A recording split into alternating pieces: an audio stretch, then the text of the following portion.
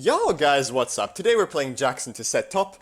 Good matchup for Jax, you outscale him and you beat him in lane, but he's Hail Blade Sett, which is scarier than normal Conqueror Sett because he does a lot of bursts, so you need to always be respecting that.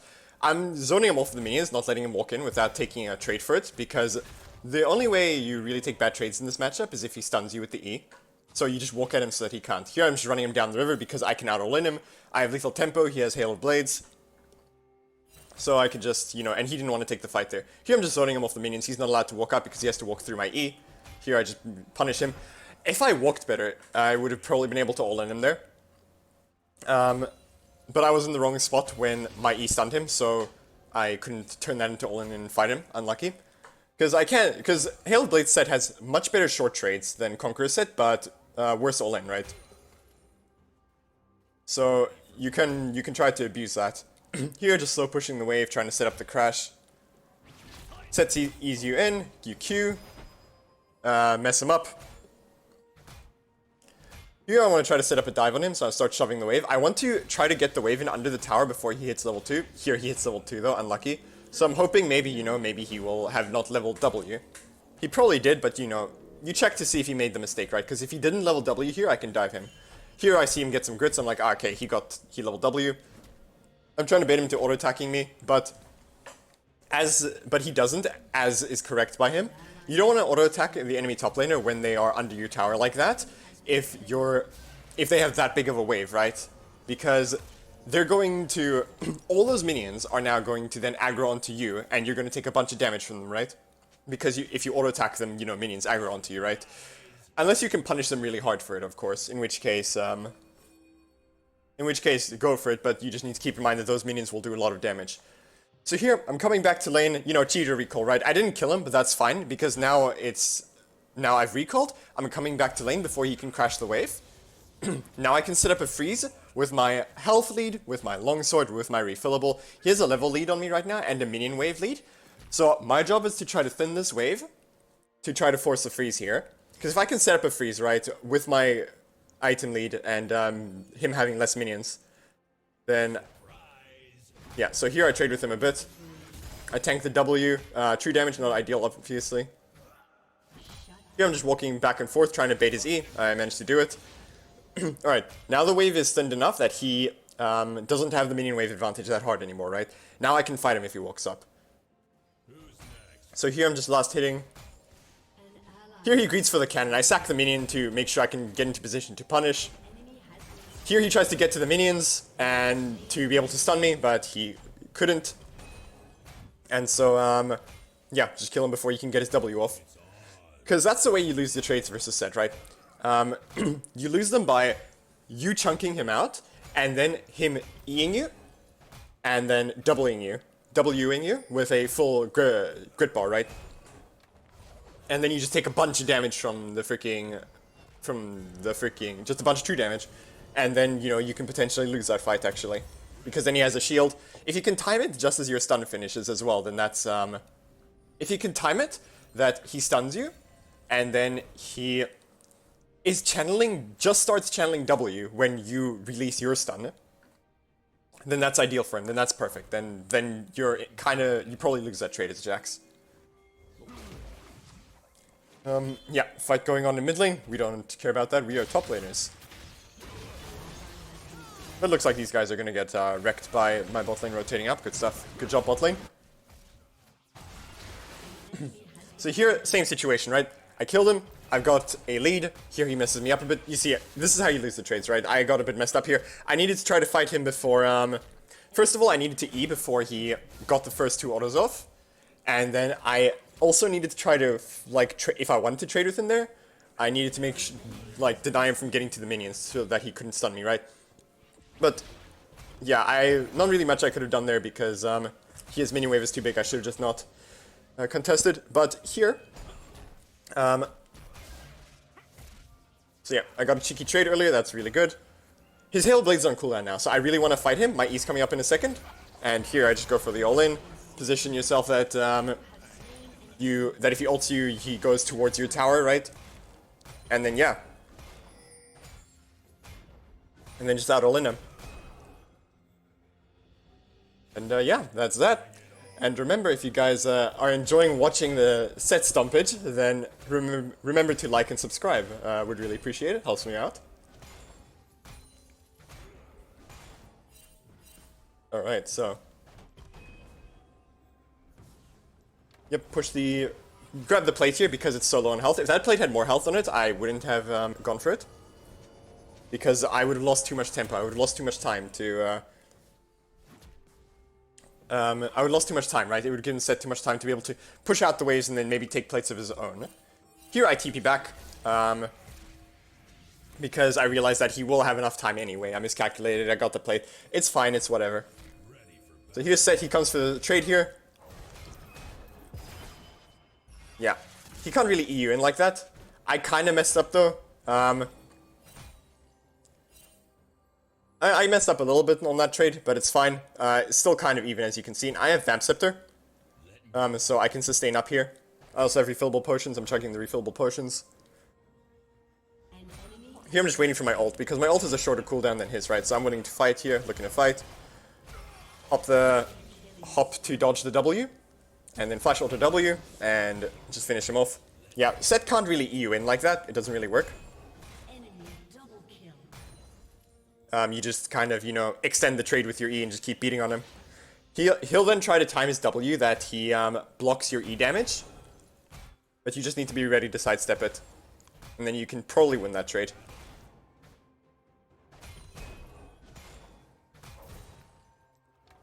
Here I don't go for the plate, because if I go for the plate here, right? The thing is that if you go for the plate here, you lose so much tempo, and you would give Sett more gold than you would get, right? Because what would happen is I would shove this plate, and then Sett would come back to lane before, not before I can recall, but I'd recall like, I would probably only be backing now, right? And that being the case, Sett would be able to shove the wave out, and then take a plate, maybe two of his own, right? So me taking a plate versus losing a wave, or a part of a wave at least, and then losing a plate and giving him a plate as well, it's just not worth it. So here, I decide I'm just gonna set up a freeze, right? It's pretty bad for Sett because it keeps happening where he dies and then he can't shove the wave out in time. So then I get back to wave and force a freeze, right? Like, it's a really nasty ebb and flow that you can fall into of the waves in top lane. It's a really nasty ebb and flow of the waves. So we see Sett in mid. I decide to keep the freeze because here's the thing, right? If I just start shoving now, Sett can just walk top lane, right? Here Azir gets jumped. But to be fair, I could probably shove the wave here, because here's the thing. Sett being in mid lane like that, if Sett was just mid lane like that, it would be fine with his Zac, but the Zac is bot lane. He's doing stuff on the map, so I could reasonably have decided to shove the wave as soon as I saw the Sett there. There I decided to shove the wave because I saw the Sett engaging on my Azir, and I was worried that the Azir would just die. So I just decided, you know what, okay, I'll shove the wave here. Sejuani calls for a play here, which is a very good call by her. She knows the Sett has to walk up through the jungle, right, to get to his wave. So here she just CCs him, lands the E, lands the R, I follow up with my R, and it's just CC locked, he can't even W, right? It's just brutal. The moment the Sejuani found him, it was just over for him. So here, okay, now, so Sett's dead now, right? And he's dead for a while, so I want to shove out the wave, and then take a plate. Or maybe two. Yeah, so here's one plate. Shove out the wave here quickly.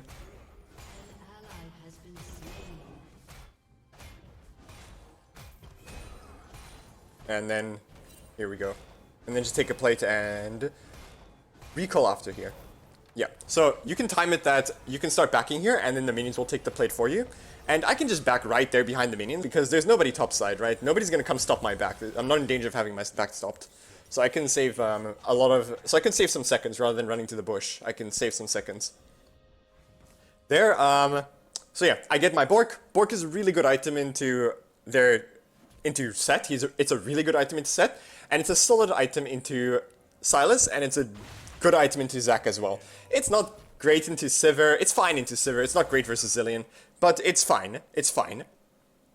I like the item in this game. I went Ionian Boots because I just like... The other two boots don't have enough value in my opinion. Like, they don't really have that much CC to Merc Treads to use for Tenacity, right? Zac CC is immune to Tenacity pretty much, and Zillion CC is eh. Alright, so Sett rotates bot lane. Here I shove. I saw Sett rotating bot lane, so I immediately started shoving. There's a fight going on in mid. Now, I could rotate over here, right? But here's the thing. Why would I do that when I can just go for the consistent play of just getting all this gold that's in front of me, right? It's just not worth it. Just take the gold. Don't go for the, like... Because if they see me leave, right, they might just back off and then I lose a bunch of plates, right? The enemy team starts diving under our towers really hard, so I decide to rotate over in case they need me. But they end up not needing to, so it's fine, whatever. They end up not needing me, so it's fine, whatever. I just made a small diversion through jungle. I come back. Here I want to leave, and then I realize, wait, oh no, this is gonna freeze. You don't want to give your lane opponent the freeze for no reason, right? So I try to smash it here. I'm so much stronger than him, so I can try to smash it. My only worry is getting E'd into the tower by the Sett. Meh. Yep, so you see he punches me out a little bit there, but it's fine. The wave is now crashed. So time to go do other stuff. Because here's the thing, right? You don't need to be in the side lane all the time if you're like side laning or split pushing or whatever, right? Because when you push your laner in like this, you get a lot of time, right? Because now they have to push the wave all the way back to your tower, otherwise they lose minions. So while they do that, you can go do other things, like take Grump, like grab Honey Fruit, like take Scuttle. You know, just accelerate your gold, regenerate your stats, farm up, try to farm for your Divine Sunder, you know? Here I see a bot lane. Here I see a play bot lane, so you know, Sett's still pushing it out. Sett's still pushing it out, right? And I know that I have TP to go top lane as soon as the play is done, so I decide to go for this.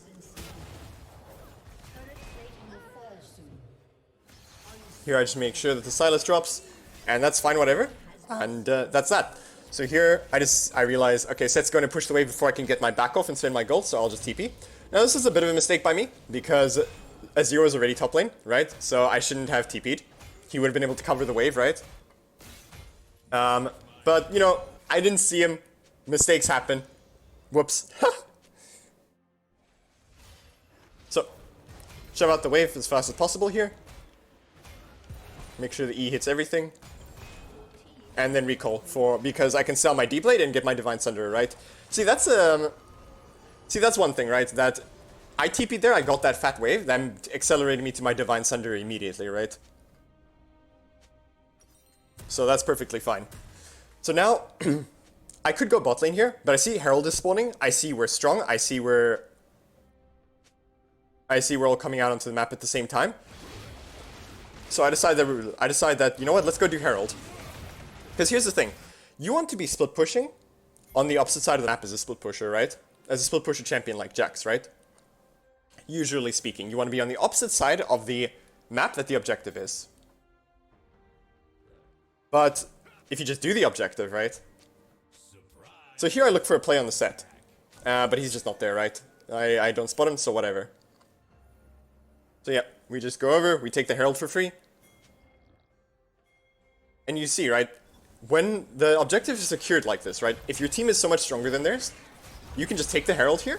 You can just take the objective, right? Just go, like, force the fight, like, be willing to team fight there and just take the objective, right? And now you see, now that Herald is dead and now we've secured it, I'm now on the correct side of the map because the next objective that's going to be spawning is Dragon, right? Rather than me going bot lane and then catching the wave and then us possibly losing the Herald, which is up. And then even if we did take Herald, I'd have to rotate all the way to the other side of the map, this side of the map now, right? Like once Herald went down, right? Because that's the thing. Usually you want to be threatening, as a split pusher, you want to be threatening that you're going to take their tower. You want to be up against their tower when... Like, you want the wave to be pushed in like this when the objective is spawning, right? But if the objective has already spawned and you're coming back from base... Here I spot a Sett. Just murder him. But yeah, if you're coming back from base and the objective is already up, it's going to take you, and the wave isn't like pushed out already, right? Or even if it is, it's going to take you so long to get to that tower, it's going to take you so long to get that wave to that tower, that in that time, a fight might happen at the objective that's currently up, right? So then you just have to pull it. So then then it's not ideal. So here I'm pressuring, I continue pressuring because my team is pressuring as well. You can see they're pushing mid lane. So, because pressure always works better if you, if the more people that do pressure, the better it is. So I'm, doing pressure with my team. Here we back off, Sejuani's backed off, Azir has backed, and their team's rezzing. So it's time to stop pushing so hard. Xayah doesn't respect the Sett and gets one shot. Because this is, like I said, the Sett build does a lot of damage. So here I start building towards Black Cleaver, sell the Biscuit, get double pink. I really like double pink on Jax, ward hops, and just vision control. So I go Black Cleaver here because if you look, right, they have a tank Zac, and not only that, the main reason for the Black Cleaver here is because the stats are just so good on Jax. But not only that, like yeah, ability haste and health, right, and AD, and then not only that, right, but the armor crunch. The armor shred on Black Cleaver synergizes with the percent damage from the Divine Sunderer and the Bork, right? So there I went into the bush to see if maybe Sivir would extend, so I could trap her. But I could see from her body language that she wouldn't, so I immediately left the bush. Shove out the wave as fast as possible. Rotate into jungle.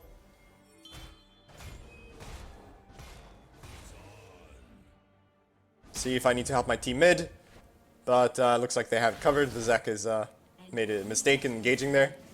Sivir shoves the wave out here. I check to see if I can catch her. There she is. Start channel. So I R to take off the spell shield, release the E to stun her, and that's that. I probably didn't need to flash there, but I wanted to secure it. But the only reason to flash there would be if I was anticipating her flash. But I didn't need to. I think I thought I would have been out of range or something. But it's fine, whatever. Shove the wave out here fast as possible.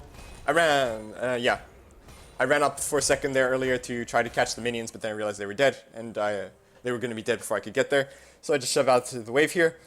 So now, my team is pushing bot. My team is pressuring bot. Here I see Sett. I'm not scared of Sett at all. I can just shred him, right? If I find him, I can just mulch him. But I don't jump on him because I don't know where their team is, right? So there I see Zillion, here I see Zac. Okay, so E, Q the Zac to make distance, back, step his Q, keep running. Ward hop so that Sett can't E me into the minions and stun me, because that would suck. Ward hop again, dodge the Zaki.